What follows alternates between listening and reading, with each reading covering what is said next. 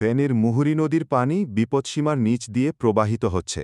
গত কয়েকদিনের টানা বৃষ্টির আর ভারত থেকে আসা উজানের ঢলে যে বন্যা হয়েছিল, সেই পানি আস্তে আস্তে নেমে যাচ্ছে। এতে ফুলগাজী, পরশুরাম আর ছাগলনাইয়া উপজেলার গ্রামগুলো থেকে পানি কমছে। মানুষজন একটু স্বস্তি পাচ্ছে।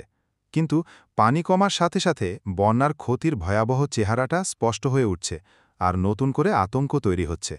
বন্যার পর সবচেয়ে বড় আতঙ্ক হল নদী ভাঙন। পানির স্রোতে নদীর পাড়ের মাটি নরম হয়ে গিয়েছিল। এখন পানি কমে যাওয়ায় সেগুলো ভেঙে যাচ্ছে। ফুলগাজী আর পরশুরামে কিছু জায়গায় ভাঙন শুরু হয়ে গেছে।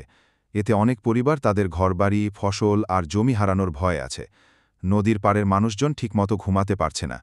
মুহুরী নদীর অববাহিকায় অনেক জমিতে আমন ধান চাষ হয়েছিল।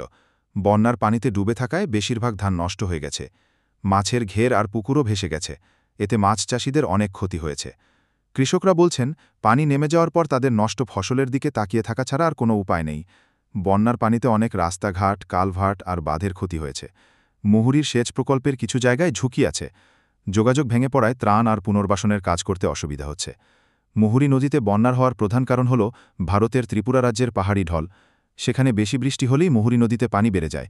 যেহেতু এটা প্রায়ই ঘটে, এলাকাবাসীর আশঙ্কা যে কোনো সময় আবার ঢোলের পানি আসতে পারে। নদীর গভীরতা কমে যাওয়া আর দুর্বল বাঁধের কারণে এই ঝুঁকিটা বাড়ছে। ফেনী পানি উন্নয়ন বোর্ডের কর্মকর্তারা বলছেন,